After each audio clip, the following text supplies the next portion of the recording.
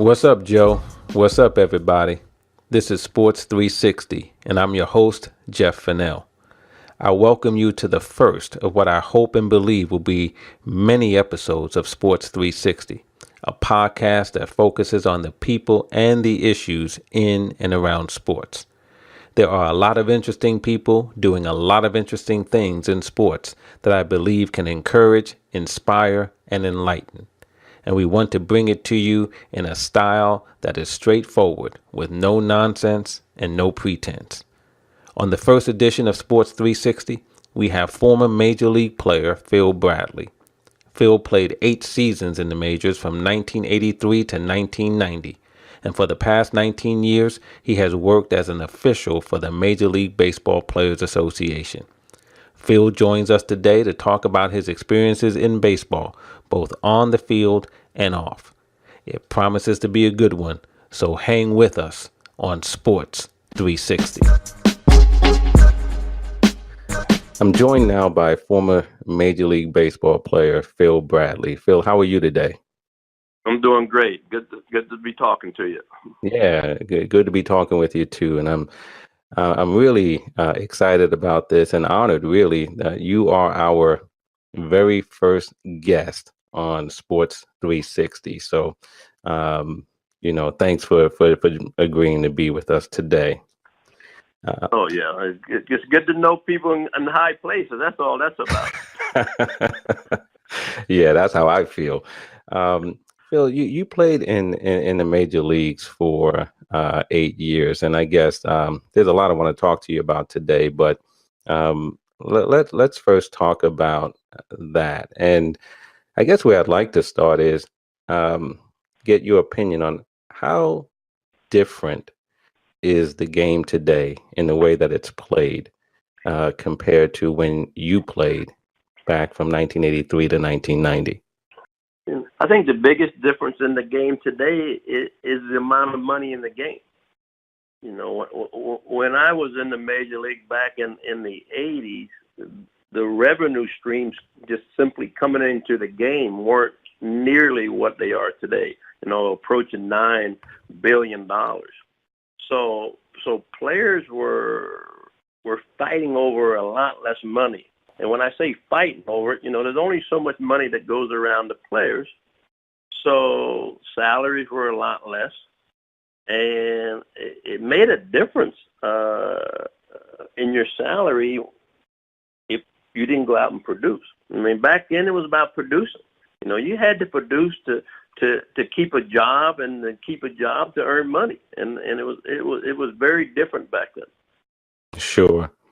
And what about the game, on the field? I mean, in today's game, we see a lot in terms of home runs, strikeouts. We don't see as many stolen bases as perhaps when you were playing. What do you account for the difference? Just the belief that success today comes from striking out hitters and hitters hitting home runs. Again, and I'm going to say back in the day, players were more complete players. Hal McRae, a designated hitter with the Kansas City Royals. I remember one day him telling me at the batting cage when I was a young kid, he said, if you come to the ballpark every day and do one thing, and that one thing doesn't have to be a hit. It can be a stolen base. It can be a sacrifice bunt. It can be a good play in the field, but if you do one good thing every day and take it home and put it in your closet, at the end of the season you have a closet full of good things. And I think today hitters get more focused on, from a hitter's perspective, hits, and more importantly, how many home runs do I hit? And for pitchers, it's not necessarily how many wins do I have, but how many strikeouts do I have? And when we played, it was about the scoreboard. The scoreboard was the most important thing because at the end of the night, the team that had the most runs won. So you played your game, and the managers managed the game with the scoreboard always the number one priority. And that's interesting because today it seems as if the stats are the number one priority, and not just for players, but also for managers. We've already seen this year, Gabe Kapler with the Phillies. He's one of those new age managers, right? Managed by the numbers. And he's not alone. There are others that are like that. But baseball seems to be dominated today by big data, right? It's all about all these different statistics, new statistics every day. How much do you think that is playing into how the game is played? It's playing more into it than probably when we played, because obviously every day we had the same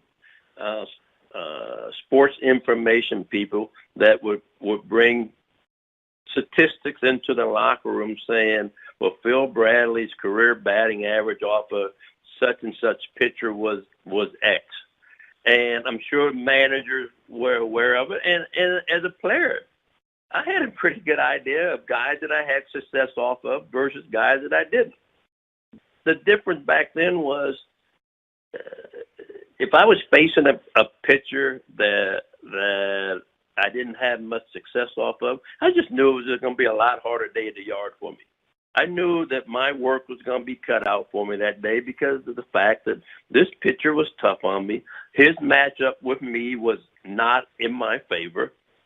Today, I think they take those same statistics and create a scenario which means, well, if Phil Bradley's only hitting 195 off this pitcher, that just means that he can't hit him. That's not always the case. The numbers, there's that phrase, numbers don't lie. Well, sometimes numbers do lie. Right. There are guys that you hit well. For instance, Storm Davis. Storm Davis was a very good pitcher. I would venture to say I hit over 400 off of Storm Davis. But the dirty secret was Storm Davis would throw two fastballs right by me with two strikes on me, try to sneak a curveball by me, and I got a hit off of him every time. That's the dirty secret of it. Sometimes it's a function of pitchers making mistakes and you capitalize on it. There's other times when a hitter might have a high average off of a pitcher, but it has a lot of fluke hits. There's other times I might hit the ball really hard off of a pitcher, but those balls get caught. The numbers don't always tell the whole story, and sometimes we need to look into the numbers and see what really makes up the numbers. Sure. Now, speaking of numbers, I was taking a look at your playing stats before this call, and for your career, you hit 286, stole 155 bases, and I think you had 4 or 5 years where you had 20 or more stolen bases. And back then, Rickey Henderson was dominating. He was stealing 100 bases, 80 bases, every year. We don't see the type of play today in terms of stolen bases.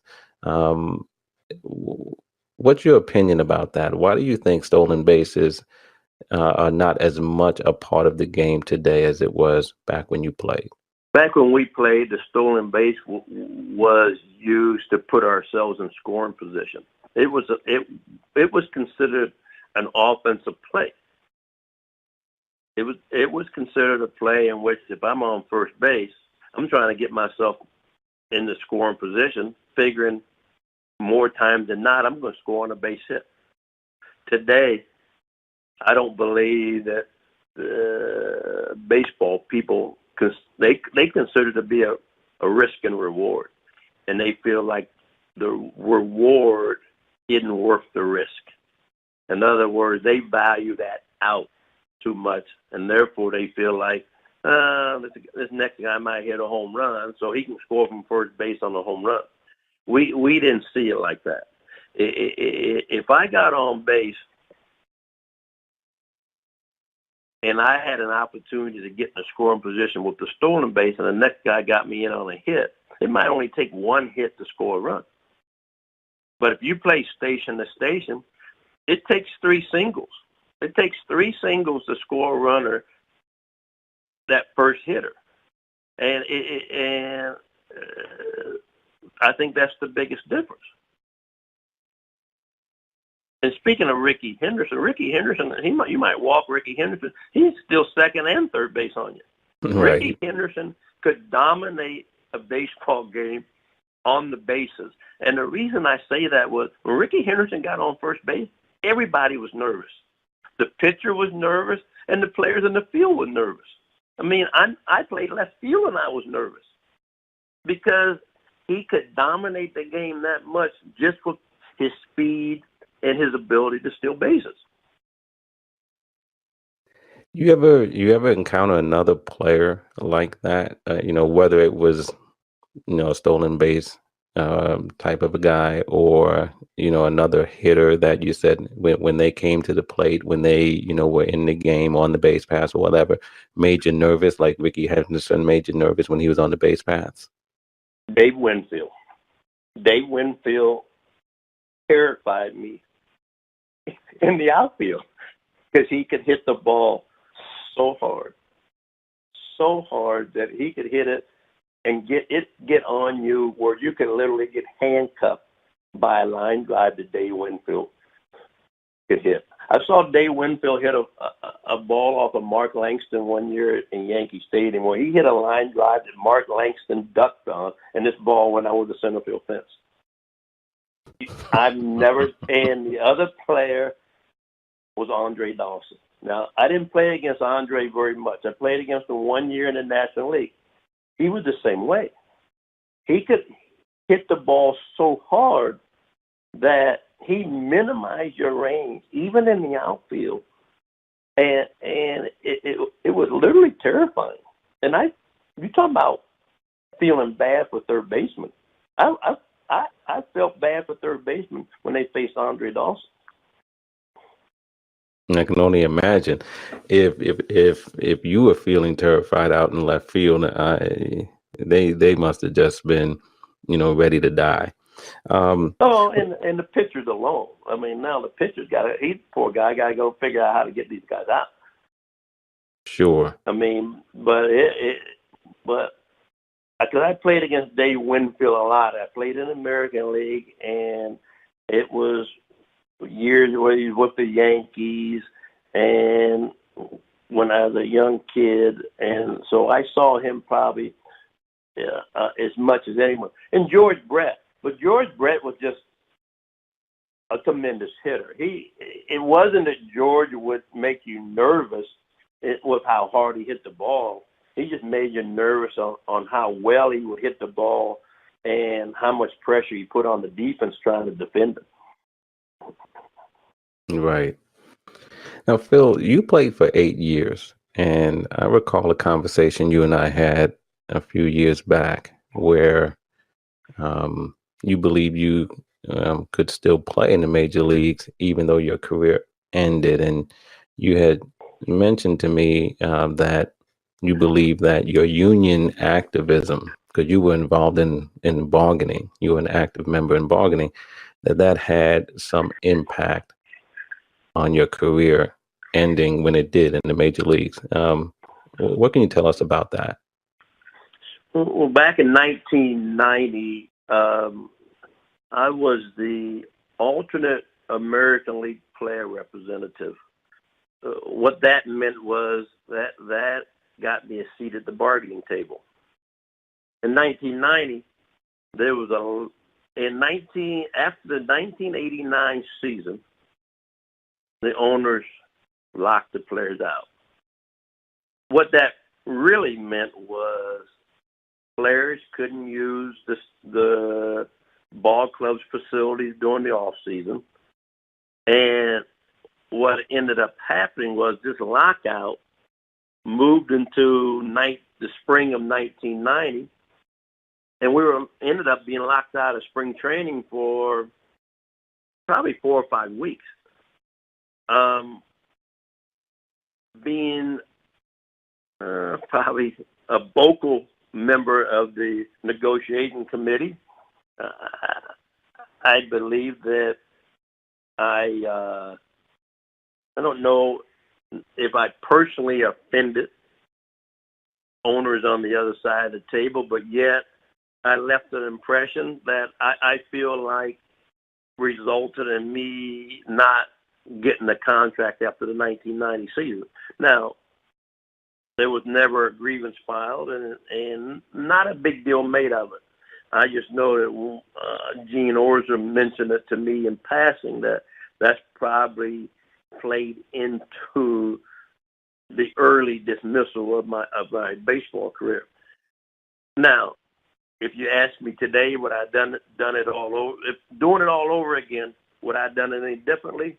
And I would tell you no, because I felt like what I was doing at the time was right. The causes that I was fighting for were the right causes. And at the end of the day, it wasn't about me anyway. It was and the funny thing about a lot of things in the 1990 bargaining and collective bargaining agreement were, they really weren't for me. We were trying to get back some salary arbitration rights.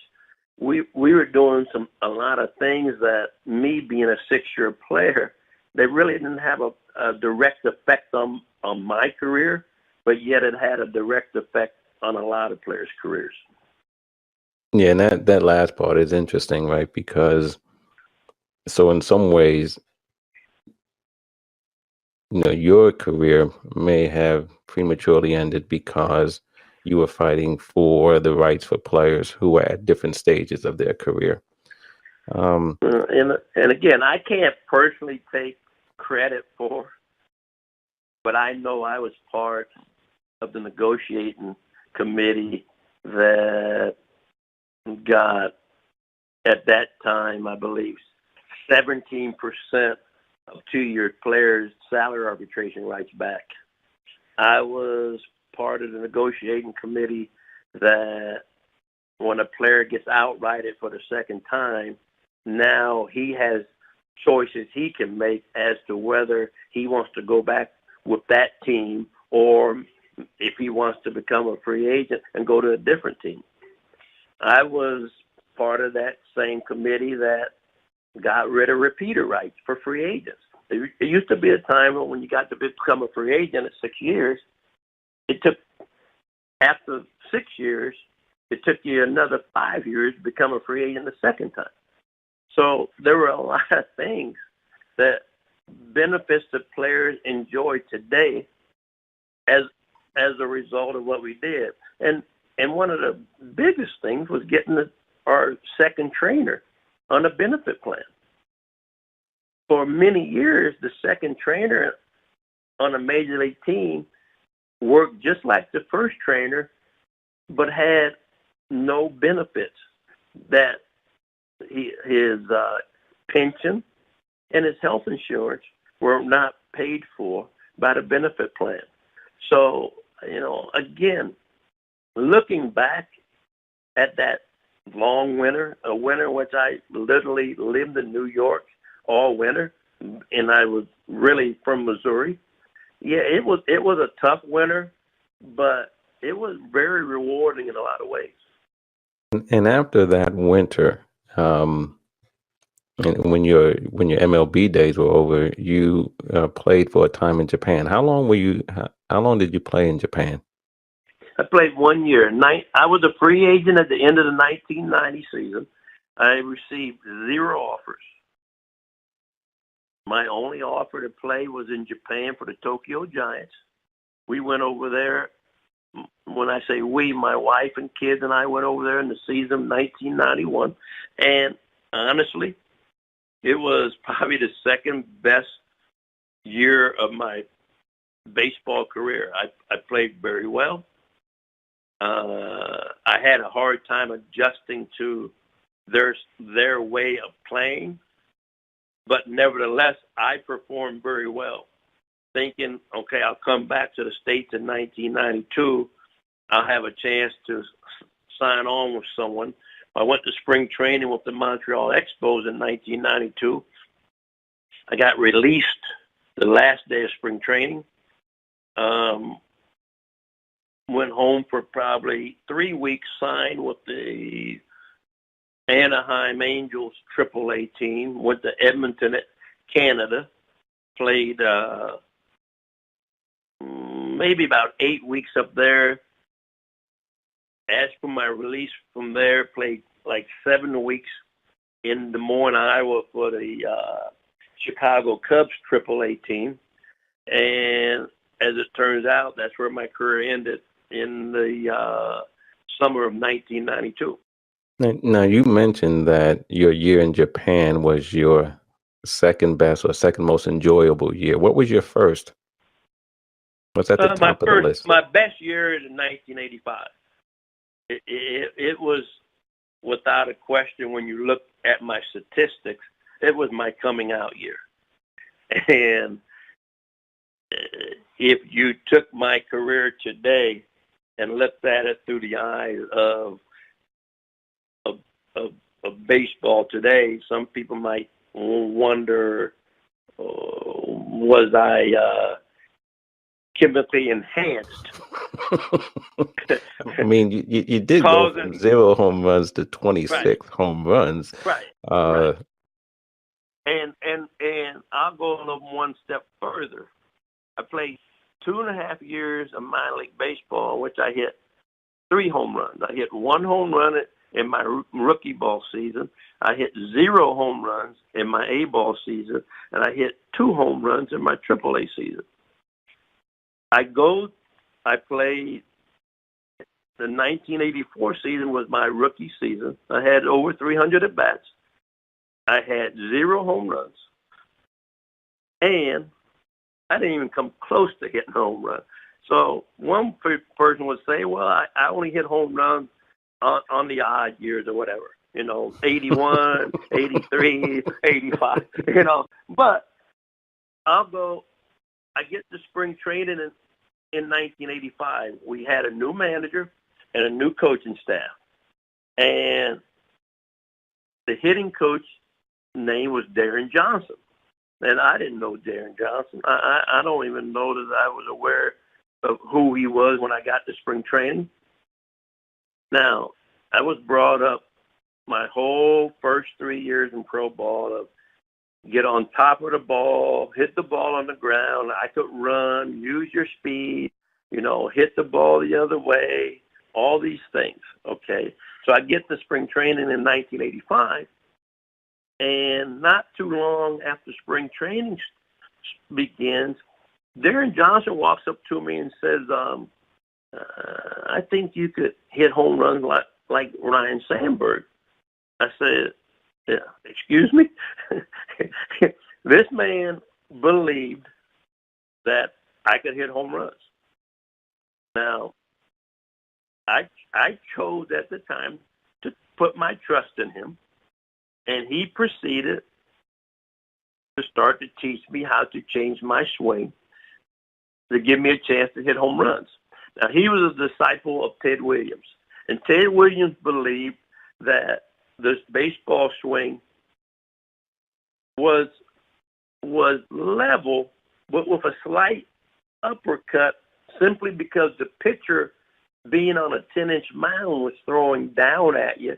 So you had to to get into the plane of the ball. With your follow through, you would come up to allow you to elevate the ball. Darren Johnson spent day in and day out starting to teach me how to hit home runs. And the first thing he did is gave me a fungo bat, and I just hit balls into a net. Where I threw balls up in the air and just swung, because I had to learn how to swing with 2 hands. Because I was a one hand. I used to have a top hand follow through. Again, this started in spring training. This wasn't like he called me up in November of 1984 and said, we're going to start working on this. I started working on this in the spring of 1985. And I didn't play a spring training game for at least 3 weeks. All I did was practice. Well, he started to build the principles of this new swing. And the last game of the last weekend of spring training, we went to Denver, Colorado. We played in the old Mile High Stadium where the Denver Broncos used to play, and we had an exhibition game against the Cubs. Well, before the first exhibition game, there was a home run hitting contest, and Darren Johnson put me in it. Now, again, I was far from perfecting this new swing. I hadn't hardly even practiced it with it. He put me in this home run hitting contest. I hit home runs. Okay, that's fine. That's home run derby. We're in the last game, and I'm facing Lee Smith. Now, I only face Lee Smith every spring. He played for the Cubs. I was in the American League. But usually once every spring I face Lee Smith, and it was good morning, good afternoon, good night. It was fastball, fastball, fastball. And I couldn't hit him. I mean, I couldn't hit him, right? So that game, on my last at bat of spring training, Lee Smith throws me a slider that hung, and I hit a home run off of Lee Smith. And you know, they sometimes say it only takes one swing to lock in your swing. That one swing locked me in for what turned out to be my best season in the major leagues. Wow. Yeah, because that season you were an all-star, and you hit 300 that year, 26 too. home runs. Yeah, I mean, I did everything I've been doing up to this point. I hit 300. I stole bases.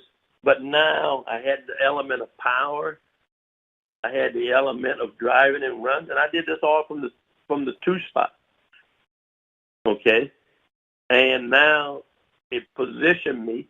It allowed me to go to salary arbitration that year.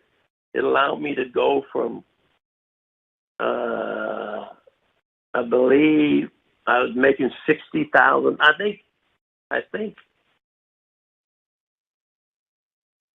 after that season, with bonuses, I made $75,000 after the 85 season. It allowed me to go to salary arbitration, in which I think I ended up making like $475,000. Wow.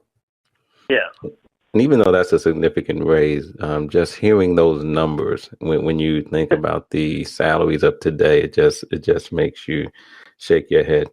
Well, listen, we got a few minutes. I want to ask you a couple of other questions. I mean, right now you've been a part of the Major League Baseball Players Association as a special assistant for how many years now? 19. This is my 19th season. And what, how would you describe your current role? What is it that you do today? My current role today is I deal with domestic and international special events. In other words, if like for instance, this year we're going to have the Indians and the Minnesota Twins are going to play a 2-game series in San Juan, Puerto Rico. The Dodgers and the Padres are going to play a 3-game series in Monterrey, Mexico. The Mets and the Phillies are going to play a 1-game, a Sunday night baseball game in Williamsport, Pennsylvania. I'm responsibility for the facilities. I go look at the stadium, make sure the field is up to major league quality, make sure the facilities safety is up to major league quality, the clubhouses, everything that is important to a major league player. That's my responsibility. This is my second season of doing this, and prior to that, I was for 17 years, I was one of the conduits between the players and the officials in New York. I'd go out and visit with players, listen to their complaints, to their concerns. I would relay these concerns, their complaints back to New York. I was kind of like a field officer, and that's what I did for 17 years. Okay. I guess there was a lot of other things I wanted to talk to you about this morning, but there are two interesting stories that you told me. we when we had conversations in the past, one was your place in history as it relates to Roger Clemens and his 20 strikeout performance. I don't even know what year that was, but I'm sure you remember. 1986. 1986. Yes. And you were number 20 in that game. And you told me something back then about, I think you were called out on strikes in that at By bat. Vic Battaglio. Yeah, I was called out on strikes, and actually, that was the 20th strikeout was my fourth strikeout of the night. To this day, I mean, I don't know. There for many years, it happened in like April 29th, April 26th, 1986 for years on end. Every year that the anniversary, they showed it for years on end, and I'll still maintain to this day that the pitch was inside. I mean, but I tell people today, whenever someone does something great in sports, it's usually at the expense of someone else. When Hank Aaron hit his 714th home run, most people will say, "Well, who did he hit it off of?" And they'll say Al Downing. Right? They know, because it takes two to tango in the sport of baseball. And the other famous, not so famous moment in my baseball career was I was the leadoff hitter in the first night game in Wrigley Field, August the 8th of 1988, which I think we're coming up on I believe this year will be the 30-year anniversary of it. Mm. And I remember that night like it was last night. It was a hot, humid summer evening in Chicago. So humid that the Chicago great players, Ernie Banks and Billy Williams were there. They were in suit coats, and it was so hot they were sweating through their sport coats. That's how hot it was. And Rick Sutcliffe was the pitcher.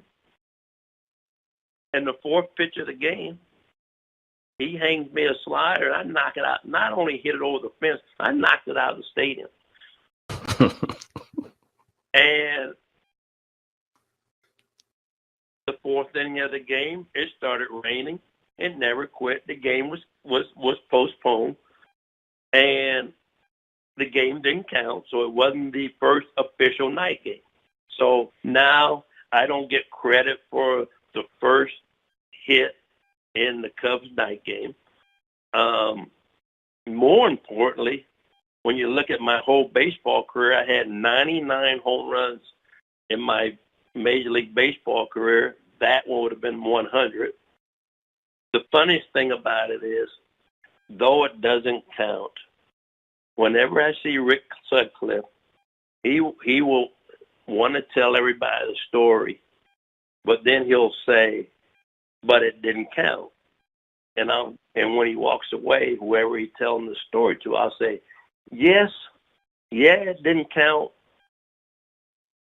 but he still remembers that it happened." And that's how I see it. Yeah, it didn't count, but there's no denying the fact that it did happen at that time. Right. Well, Phil, this has been great, and I really do. I feel like I can keep talking to you probably for another hour, but I really enjoy you coming on board today and being the leadoff hitter for us. This is our first podcast here at Sports 360, and it's been a good time. So I just want to thank you for joining us. Well, I thank you too. I mean, because I don't get a chance to reminisce about my time when I played, because I feel like I was a good player, but I was blessed to play against a lot of great players. And yes, there's a lot of other great stories I could tell, but I just feel honored and blessed that you chose me to be your leadoff hitter. I feel the same. So, once again, I just want to thank you for being with us today. So thank you very much. All right, Phil Bradley.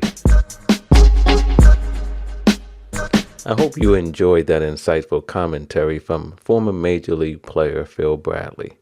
Phil Bradley is a throwback, man. He's a no-nonsense, call him as he sees him kind of guy. And if you like what you heard, let us know. Leave us a comment. Tell us what you think. We'd love to hear from you. But for now, we got to get on up out of here. But we'll be back again with another guest that you won't want to miss right here on Sports 360. Scully, take us home.